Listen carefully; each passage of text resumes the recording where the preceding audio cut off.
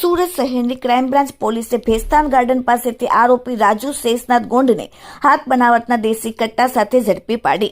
આવનાર સુરત શહેરમાં તહેવારોને લઈને શહેરમાં કાયદો અને વ્યવસ્થા જળવાઈ રહે તે હેતુથી ઉપરી અધિકારીઓના સૂચના અને માર્ગદર્શન હેઠળ શહેરના વિસ્તારોમાં બનતા અનિચ્છનીય બનાવ ન બને તે હેતુસર સુરત શહેરમાં ક્રાઇમ બ્રાન્ચ દ્વારા અસામાજિક તત્વો અને ગુનેગારો ઇસમો પર ખાનગી વોચ રાખીને તેમના વિરુદ્ધ કાયદેસરની કાર્યવાહી કરવા માટે અને ગુનાખોરીને શહેરમાં અટકાવવા માટે ક્રાઇમ બ્રાન્ચની અલગ અલગ ટીમો પેટ્રોલિંગમાં હતી. તે દરમિયાન ભેસ્તાન વિસ્તારમાં પેટ્રોલિંગ દરમિયાન એન્ટી એક્સ્ટોર્શન સ્કોડના પોલીસના માણસોને મળેલ બાતમીના આધારે આરોપી રાજુ શેષનાથ ગોંડ ઉંમર 22 રહેવાસી બમડોલી પુલ પાસે ઝૂંપડામાં પાંડેસરા સુરત અને મૂળ વતન બારાગાંવ જિલ્લો ગોરખપુર ઉત્તર પ્રદેશ વાળાએ ભેસ્તાન ગાર્ડનની પાછળ જાહેર રોડ ઉપરથી હાથ બનાવટના દેશી કટ્ટા સાથે ક્રાઇમ બ્રાન્ચ પોલીસે ઝડપી પાડેલ.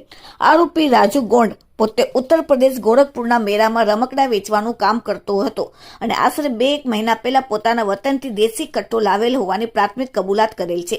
આરોપી રાજ ગોંડ વિરુદ્ધ DCB પોલીસ સ્ટેશન ખાતે આર્મ્સ એક્ટ જાહેરનામા ભંગ હેઠળ ગુનો દાખલ કરીને ક્રાઇમ બ્રાન્ચ પોલીસે કાયદેસરની કાર્યવાહી હાથ ધરેલ છે. Bureau report, daily India TV, Surat.